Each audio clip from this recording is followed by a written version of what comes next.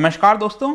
Initial public offering IPO, मुझे ऐसा लगता है कि पिछले एक साल में इतना कुछ हुआ है आईपीओ को लेकर कि आज के डेट में भारत में शायद ही कोई ऐसा होगा जिसको आईपीओ के बारे में नहीं पता हो। मतलब इतनी सारी कंपनियों ने जो आईपीओ लाए हैं, जो मार्केट से पैसा रेज किया है, इसको देखते हुए अब क्या हुआ है कि securities exchange board of India, जो इन सारी चीजों को कंट्रोल करती है, मार्केट रेगुलेटर है, उनके द्वारा मैसिव चेंजेस किए गए हैं आईपीओ के सिस्टम में। मतलब कि आईपीओ जिस प्रकार से धड़ाधड़ आप देख रहे होंगे कि लाया जा रहा था अलग अलग कंपनीज के द्वारा, स्टार्टअप्स के द्वारा, अब यहां पर उसमें कुछ ना कुछ हद तक आपको रोक देखने को मिलेगी। वो मैं आपको बताऊंगा क्यों। क्योंकि यहां पर आप देख पाओगे SEBI approves several new measures to reform IPO market disclosure. तो ऐसा लग रहा था कि इसका कहीं ना कहीं जो अभी रूल था प्रेजेंट में, उसको लेकर कंपनियां जो है वो फायदा उठाती थी और इसीलिए यहां पर इसमें चेंजेस लाना काफी जरूरी था। वो सब कुछ मैं आपको डिटेल से एक्सप्लेन करूंगा। चलिए आगे बढ़ते हैं, लेकिन उसके पहले अगर आप यूपीएससी या फिर किसी भी एग्जाम की तैयारी कर रहे हैं तो आप हमारे ऐप को डाउनलोड कर सकते हैं या फिर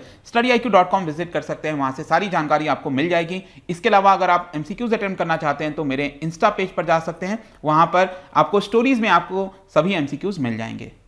तो चलिए यहां पर देखते हैं कि एग्जैक्टली अभी हो क्या रहा है। देखिए, अभी जस्ट 2-3 दिन पहले की बात है, जो मार्केट रेगुलेटर है सेबी, उन्होंने यहां पर जो इनिशियल पब्लिक ऑफरिंग है, एंड आई एम श्योर कि अभी तक आपको पता चली गया होगा आईपीओ क्या होता है, मुझे बताने की ऐसा कोई जरूरत नहीं है, लेकिन जल्दी से जान लीजिए कि कोई भी कंपनी है, कंपनी ए बी सी, ठीक है, तो उनको पैसे की जरूरत है। अब वो पैसा बैंक से ले सकते हैं, किसी से उधार ले सकते हैं, बहुत सारी चीजें होती हैं। उससे अच्छा है कि क्यों ना मार्केट से ले लिया जाए। मतलब कि इस कंपनी का कुछ हिस्सा जो है वो लोगों को बेच दिया जाए, लोग यहां पर इस कंपनी के अंदर निवेश करेंगे और उसका इस्तेमाल यहां पर कंपनी कर सकती है। तो उसी को आईपीओ कहते हैं। मतलब कि वो लिस्टेड हो जाती है। जैसे कि एलआईसी का शेयर आप मार्केट में अभी नहीं खरीद सकते। क्यों? क्योंकि वो 100% सरकार की कंपनी है, अभी तक वो लिस्टेड नहीं है, लेकिन उसको पब्लिक बनाने के लिए यहां पर आईपीओ लाना पड़ेगा, जिसकी चर्चा चल रही है और नए साल में यहां पर आपको आईपीओ देखने को मिल सकता है। तो इस साल जैसा कि मैं कह रहा था, काफी सारे आईपीओ देखने को मिले थे और करीब 1.19 ट्रिलियन रुपीस, 1.19 ट्रिलियन या फिर 1.19 लाख करोड़ आप कह सकते हो,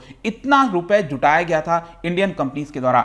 और यहां पर बेसिकली आगे चलकर securities exchange board of India ने कुछ कमिटी वगैरह बनाई थी और 16 नवंबर को यहां पर प्रपोजल रखा गया था कि इसके अंदर हमें चेंजेस करना चाहिए। एक डिस्कशन पेपर आया था और उसी को देखते हुए यहां पर फाइनली सेबी ने कदम उठाया है और इसके अंदर बदलाव किए गए हैं। तो वो बदलाव कौन कौन से हैं? कई सारी चीजों की चर्चा हुई है, लेकिन जो इंपॉर्टेंट चीजें हैं वो मैं आपको यहां पर बताऊंगा। जैसे सबसे पहला है, जो फंड रेज किया जाता है कंपनीज के द्वारा, तो वो फंड का इस्तेमाल कैसे कर सकती है। मान लो कंपनी ए है, कंपनी ए ने मार्केट से 1000 करोड़ रुपए जुटाया आईपीओ के माध्यम से, मतलब लोगों ने 1000 करोड़ रुपए इस कंपनी को दिए, तो वो 1000 करोड़ रुपए कहां जा रहा है, किधर निवेश हो रहा है, इसको लेकर थोड़ा सा स्ट्रिक्ट किया गया है। जैसे कि मान लो कंपनी ए, मैं आपको एग्जांपल के तौर पर बता रहा हूं, वो अगर किसी एक दूसरे कंपनी को एक्वायर करना चाहती है, कंपनी बी को, तो कंपनी बी को खरीदने के लिए मान लो कंपनी ए को यहां पर 200 करोड़ रुपए में खरीदेगी, 300 करोड़ में खरीदेगी, तो वो पैसा चाहिए ना, तो वो पैसा कंपनी ए कह रही है कि हम यहां पर मार्केट से आईपीओ लाकर जुटाएंगे और फिर यहां पर उस कंपनी बी को एक्वायर करेंगे।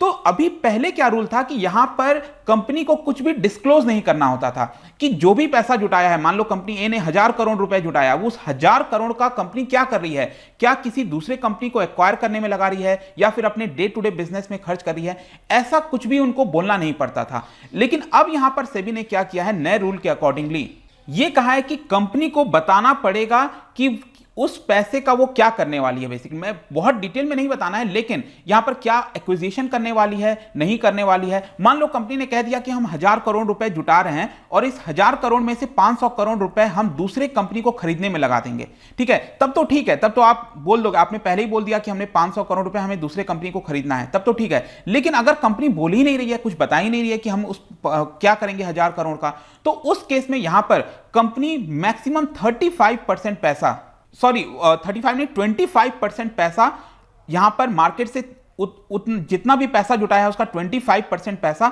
एक्विजिशन में लगा सकती है, उससे ज्यादा नहीं लगा सकती है। ऐसा यहां पर एक प्रकार से लिमिट लगाने की कोशिश की गई है। इसके अलावा यहां पर एक्विजिशन और जो जनरल कॉर्पोरेट पर्पस होता है, मतलब कि डे टू डे बिजनेस में जो खर्चे किए जाते हैं, उसमें लगाने के लिए 35% पैसा ही, जितना अमाउंट जुटाया है उसका 35% लगा सकती है। मतलब एक प्रकार से सेबी जो है वो थोड़ा सा स्ट्रिक्ट हो रही है, क्योंकि अभी बहुत सारी चीजें पता चली थी कि जो कंपनी आईपीओ लेकर आ रही हैं, वो एक स्पेसिफिक रिक्वायरमेंट के लिए नहीं ला रही हैं, बस इसलिए ला रही हैं क्योंकि मार्केट में लोगों के पास पैसा आ गया है, लोग आईपीओ में, कोई भी आईपीओ आ जाए छोटा मोटा, उसके अंदर लोग अपना निवेश करना स्टार्ट कर देते हैं। तो इसको देखते हुए थोड़ा सा कंट्रोल करने की आवश्यकता थी। कंपनी यहां पर सिंपली आईपीओ लाई पड़ी थी, तो उसको रोकना था कहीं ना कहीं, और इसीलिए आप देख सकते हो कि यहां पर जो है कुछ रूल में बदलाव किए गए हैं। फिर दूसरा रूल है आपका एंकर इन्वेस्टर से रिलेटेड। एंकर इन्वेस्टर क्या होता है, जैसे कि आपने देखा होगा कि कोई कंपनी 1000 करोड़ का आईपीओ लेकर आई है, ठीक है, मान के चलो, तो यहां पर क्या है कि 1000 करोड़ निवेश करने के लिए लोग होने चाहिए ना यहां पर। अब मान लो लोग नहीं हैं, तो एंकर इन्वेस्टर को लाया जाता है। जैसे म्यूचुअल फंड, जो बड़े बड़े जो इन्वेस्टर्स होते हैं, म्यूचुअल फंड्स होते हैं, उनको यहां पर लाया जाता है। तो वो बेसिकली क्या करते हैं ना, इसको सब्सक्रिप्शन फिल करने में मदद करते हैं एंकर इन्वेस्टर्स। वो बहुत सारा उनके पास पैसा होता है, वो एक बार लगा देते हैं आईपीओ लॉन्च करते समय।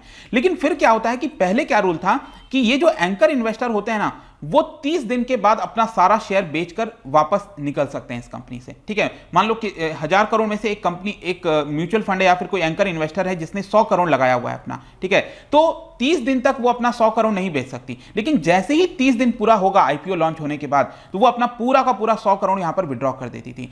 अब यहां पर देखिए सेबी ने बदलाव कर दिया है। सेबी ने कहा है कि 30 दिन के बाद सिर्फ आधा पैसा आप निकाल सकते हो और बाकी का पैसा आप सिर्फ 90 दिन के बाद ही निकाल पाओगे। इससे बेसिकली क्या होता था ना पहले, कि जैसे ही 30 दिन खत्म होता था तो कई सारे स्टॉक्स में देखने को यह मिला कि वहां से जो एंकर इन्वेस्टर्स हैं पूरा अपना शेयर सेल करके बाहर निकल रहे हैं, जिसकी वजह से अचानक से जो है शेयर्स ड्रॉप हो जाता था। अभी एक टिपिकल एग्जांपल पेटीएम का आप देख लो, पेटीएम में यही हुआ था। अचानक से 30 दिन जैसे ही पूरा हुआ, अचानक से 13% उसी दिन गिरावट हो गई। क्यों? क्योंकि एंकर इन्वेस्टर्स ने अपना सारा जो शेयर्स है उसको बेचकर वहां से निकल गए। तो इसको देखते हुए यहां पर कि अब होता क्या है कि एंकर इन्वेस्टर तो अपना निकल जाएगा, लेकिन जो कॉमन बायर्स हैं, जो नॉन इंस्टीट्यूशनल इन्वेस्टर्स हैं, उनको यहां पर प्रॉब्लम होती है। तो जेन्युइन एंकर इन्वेस्टर्स को इस रूल से कोई दिक्कत नहीं होगी, लेकिन जो लोग सिर्फ पैसा बनाने यहां पर एंकर इन्वेस्टर के तौर पर आ जाते थे, कर लेते थे, उनके ऊपर कुछ हद तक रोक लगेगा। फिर नेक्स्ट है यहां पर हाई नेट वर्थ इंडिविजुअल्स। जो हाई नेटवर्थ इंडिविजुअल्स हैं या फिर नॉन इंस्टीट्यूशनल इन्वेस्टर्स कैटेगरी में, आप देखते हो ना आईपीओ जब आता है तो यहां पर 3 तरह की कैटेगरी होती है। एक तो इंस्टीट्यूशनल इन्वेस्टर्स के लिए होता है, एक हाई नेटवर्थ इंडिविजुअल्स के लिए होता है इन्वेस्टर्स के लिए, और फिर होता है रिटेल इन्वेस्टर्स के लिए। रिटेल मतलब छोटा मोटा पैसा, एक एक लॉट के लिए 15-15 हज़ार रुपए लगाते हैं। और जो हाई नेटवर्थ इन्वेस्टर्स होते हैं ना, जो नॉन एनआईआई या फिर एचएनआई, एक ही बात है, तो उस केस में क्या होता है कि उनके लिए जितना का भी आईपीओ होगा, मान लो ये 1000 करोड़ का आईपीओ आया है, तो उसमें से 35% उनके लिए रिजर्व हो जाता है हाई नेटवर्थ इंडिविजुअल्स के लिए। तो 1000 करोड़ में से 350 करोड़ उनके लिए, मतलब सिर्फ वही उसको सब्सक्राइब कर पाएंगे। अब हो क्या रहा था, पिछले कुछ समय से ये देखने को मिल रहा था कि बहुत से बड़े बड़े यहां पर हाई नेटवर्थ इंडिविजुअल्स से वो क्या करते थे, बोरो कर लेते थे पैसा, मतलब 5 करोड़ रुपए, 10 करोड़ रुपए, खूब सारा बोरो कर लिया है और उसको आईपीओ में ला दिया है। इससे क्या होता था कि यहां पर जो लोग 2 लाख लगाना चाहते हैं, 3 लाख लगाना चाहते हैं, ठीक है, उनको वो शेयर अलॉट नहीं हो पाता था, क्योंकि लोग बाकी के कई सारे हाई नेटवर्थ इंडिविजुअल्स थे जो बहुत सारा पैसा यहां पर बोरो करके लगाते थे, और जो यहां पर 2 लाख लगाते हैं, 3 लाख लगाते हैं, उनको यहां पर नहीं मिल पाता था। तो सेबी ने क्या किया, एक सब कैटेगरी बना दिया है। यह कहा है कि यहां पर 1/3 इसमें से, मतलब ये जो 35% है पूरे आईपीओ का, इसमें से 1/3 क्या होगा कि वो इन्वेस्टर्स के लिए रिजर्व होगा जो लोग 2 लाख से 10 लाख के बीच में निवेश करते हैं। मतलब कि वो लगाना तो चाहते हैं, लेकिन वो हाई नेटवर्थ, क्योंकि पहले समय में समझ सकते हैं कि 2 लाख लगाना, 3 लाख लगाना, वो हाई नेटवर्थ इंडिविजुअल्स कहलाता था। आज के डेट में कोई बहुत ज्यादा बड़ी बात नहीं रह गई है 2 लाख 3 लाख, ठीक है। तो इसी की वजह से आप कह सकते हो कि यहां पर सेबी ने क्या किया है कि एक सब कैटेगरी बना दिया है, ताकि जो लोग 2-3 लाख रुपए भी लगा रहे हैं उनको भी शेयर एक प्रकार से थोड़ा अलॉट हो सके, बेटर चांस हो उनके पास शेयर मिलने के। फिर अगला एक बहुत बड़ा बदलाव किया गया है, वो आपका प्राइस बैंड में। जो आईपीओ के अंदर प्राइस बैंड, अक्सर आप देखते होंगे ना, कोई शेयर आया तो मान लो यहां पर 100 रुपए से 105 रुपए, अक्सर आप देखते होंगे इस तरह का प्राइस बैंड हो गया, या फिर 250 रुपीज से 255 रुपीज, ठीक है, ये प्राइस बैंड। अब ये प्राइस बैंड होता क्या है, देखो प्राइस बैंड इसलिए लाया गया था ताकि जो मार्केट फोर्सेस डिसाइड करेगी उस कंपनी का शेयर कितने पर लिस्ट होना चाहिए, वो होता है आपका प्राइस बैंड। जैसे कि मान लो ये आपका लोअर लिमिट है और ये अपर लिमिट है, तो यहां पर प्राइस बैंड बेसिकली ये दिखाता है कि जितना ज्यादा लोग, अगर मान लो ज्यादातर लोग 255 रुपए की बोली लगाए एक एक शेयर पे, और कुछ लोगों ने 250 रुपीज की बोली लगाई, तो 250 वालों को नहीं मिलेगा, ये 255 वालों को मिलेगा, क्योंकि यहां पर इन्होंने सबसे ज्यादा बोली लगाई थी, राइट। तो हो क्या रहा था पिछले काफी समय से कि ये जो प्राइस बैंड है उसको नैरो कर दिया था लोगों ने, 100 रुपए, 105 रुपए, मतलब ये तो कुछ है ही नहीं ना, कोई डिफरेंस ही नहीं है। यहाँ पर बैंड बड़ा होना चाहिए, तभी तो मार्केट फोर्स डिसाइड करेगी कि आखिरकार उस कंपनी की एक शेयर की वर्थ कितनी है, राइट। तो अब यहां पर सेबी ने क्या किया है कि ये कह दिया है कि लोअर और अपर में 105% का डिफरेंस होगा। मान के चलो कि लोअर प्राइस बैंड अगर 100 है तो यहां पर जो अपर प्राइस बैंड है वो 105 नहीं होगा, अब उसको मिनिमम 205 रखना पड़ेगा। ये मिनिमम क्राइटेरिया कर दिया है, ठीक है। अब 100 का एक 305 करना चाहे वो कर सकती हैं, लेकिन ये मिनिमम तो होना ही पड़ेगा, मतलब कि जो लोअर है उससे 105% गुना यहां पर प्राइस बैंड रखना होगा। अब इससे होगा क्या, अब आप खुद सोचिए, इससे करने से क्या होगा कि कुछ जो भी लोग आईपीओ लगा रहे हैं, कुछ लोग यहां पर 130 रुपए पे यहां पर बिडिंग करेंगे, कुछ लोग 150 पर करेंगे, कुछ लोग 200 रुपए पर करेंगे। मतलब ये मार्केट फोर्स डिसाइड करेगा ना कि यहां पर एक्चुअल में आईपीओ कितने रुपए पे सब्सक्राइब हुआ है। अभी तक तो क्या था कि प्राइस बैंड बहुत छोटा हो गया था, सिर्फ 5 का डिफरेंस था, तो सब लोग हायर बैंड पे ही लगाते थे। तो ये इससे क्या होता था, कंपनी पहले ही यहां पर एक प्रकार से जो है वो तय कर लेती थी कि कितने प्राइस पे आईपीओ इशू किया जाएगा। तो ये जस्ट पेपर पर चलता था, जो प्राइस बैंड का कॉन्सेप्ट लाया गया था, ट्रू स्पिरिट में नहीं चलता था। तो अब यहां पर ट्रू स्पिरिट में चलाने के लिए सेबी ने ये वाला कदम लिया है। आई होप कि अब आप इस चीज को समझ पा रहे होंगे। फिर नेक्स्ट यहां पर जो बदलाव किया गया है वो है ऑफर फॉर सेल। अब देखो इसमें थोड़ा सा समझने की आवश्यकता है, ध्यान से समझना। जैसे कि एग्जांपल लेते हैं वही 1000 करोड़ रुपए का, 1000 करोड़ का कोई कंपनी है, कंपनी ABC, ठीक है, ये यहां पर 1000 करोड़ का आईपीओ लेकर आ रही है। अब इस 1000 करोड़ में से हो सकता है कि पहले, अब इसके अंदर शेयर होल्डर्स होंगे ना पहले के, मतलब अभी मार्केट में वो लिस्ट नहीं हुआ है, लेकिन मान लो इसके अंदर बहुत सारे इन्वेस्टर्स हैं ऑलरेडी जो पहले से लगे हुए हैं इसके अंदर, तो वो भी क्या करते हैं कि अपना एग्जिस्टिंग शेयर बेच देते हैं। जैसे कि मान लो यहां पर अगर कंपनी 1000 करोड़ जो है आईपीओ इशू कर रही है, तो हो सकता है कि यहां पर 500 करोड़ इसमें से नया शेयर इशू कर रही है, और बाकी का जो 500 करोड़ है वो एग्जिस्टिंग जो इन्वेस्टर्स थे वो अपना शेयर बेचकर निकल रहे हैं इस कंपनी से। आ रहा है समझ में? तो उस जो एग्जिस्टिंग शेयर अपना बेचकर निकल रहे हैं उसको कहा जाता है ऑफर फॉर सेल। तो रिसेंटली ये देखने को मिला था कि जो पहले से इस कंपनी से जुड़े हुए थे, जिनके पास शेयर था इस कंपनी का आईपीओ अलॉट होने से पहले, ठीक है, तो अक्सर अभी रिसेंटली ये देखने को मिल रहा था कि ये लोग सब क्या करते थे, अपना पूरा शेयर जो है वो बेचकर निकल जाते थे।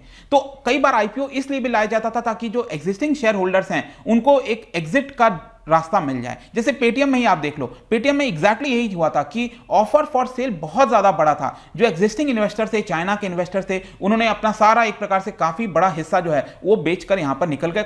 फर्स्ट कौन गया कि जिन्होंने आईपीओ के समय जो पैसा लगाया था वो आज के डेट में आप देखो ना कितना ज्यादा 1300-1400 रुपए चल रहा है पेटीएम का, और वो इशू कितने पे हुआ था, 2100, शायद 2150 के आसपास।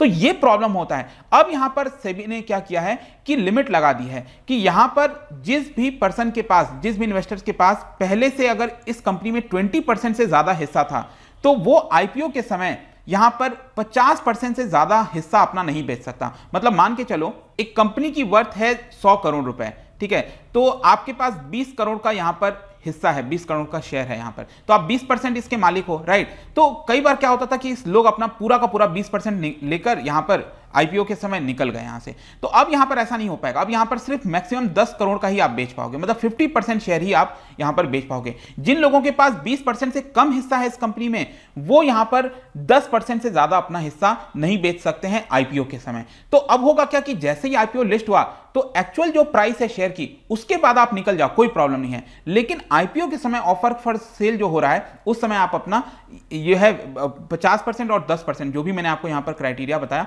उसके हिसाब से ही आपको एग्जिट करना होगा। तो ये मेजर चेंजेस थे। और आखिरी में एक और चीज मैं आपको बता देता हूं कि जो आईपीओ आ रहे थे कई सारे, उसमें ये देखने को मिल रहा था कि यहां पर जो फंड है उसको मिसयूज किया जा रहा है कंपनीज के द्वारा, कई बार ये देखने को मिला। तो अब यहां पर सेबी ने ये कर दिया है कि आईपीओ से जो भी पैसा जुटा रही है, मान लो कोई कंपनी जुटा रही है 1000 करोड़ रुपए, उस 1000 करोड़ को जो रेटिंग एजेंसी है वो ट्रैक कर सकती है कि उस 1000 करोड़ का किस तरह से स्पेंड किया जा रहा है, क्या सही जगह लगाया जा रहा है कि नहीं लगाया जा रहा है, हो क्या रहा है। तो अब यहां पर जो रेटिंग एजेंसी है, जैसे आपने देखा होगा ना इस बॉन्ड की रेटिंग्स वगैरह होती हैं, रेटिंग्स वगैरह कई बार बहुत सारी कंपनीज के द्वारा दिया जाता है। तो अब यहां पर आईपीओ से जो पैसा जुटाया गया है उसकी भी रेटिंग अब इशू होना स्टार्ट हो जाएगा। तो एक प्रकार से भरोसा होगा इन्वेस्टर्स को कि हाँ मेरा पैसा यहां पर सही रेटिंग वाले में अगर जा रहा है तो वो सही जगह यूज किया जा रहा है, ठीक है। अब ये चीजें कैसे वर्कआउट करेंगी वो सेबी बाद में गाइडलाइंस वगैरह जारी करेगी। बट आई होप कि इस वीडियो के माध्यम से जो भी बड़े चेंजेस यहां पर किए गए हैं आईपीओ में वो आपको समझ में आ गया होगा। जाने से पहले एक इंटरेस्टिंग क्वेश्चन, क्या आप बता सकते हो कि जो डिबेंचर्स होता है वो किस चीज को रिप्रेजेंट कर रहा है? इन 4 ऑप्शन में से क्या आप कह सकते हो कि ये डिबेंचर को रिप्रेजेंट कर रहा है? इसका राइट आंसर आपको पता ही है, मेरे इंस्टाग्राम पर तो मिलेगा ही, वहां पर अगर आप नहीं हो कोई बात नहीं, टेलीग्राम से भी ले सकते हैं इसका सही उत्तर। मैं कई सारे एमसीक्यूज जो है वो यहां पर स्टोरीज में डालता रहता हूं, आप वहां पर जाकर प्ले कर सकते हो। बाकी अगर आपको पीडीएफ चाहिए तो टेलीग्राम पर आइए, अलग अलग सोशल मीडिया पर भी आप जुड़ सकते हैं। साथ ही साथ यूपीएससी या फिर किसी भी एग्जाम की तैयारी कर रहे हैं तो ऐप को डाउनलोड कर लीजिए। आई होप कि वीडियो आपको पसंद आया होगा। मिलता हूं आपसे next time, till then thank you very much, see you soon.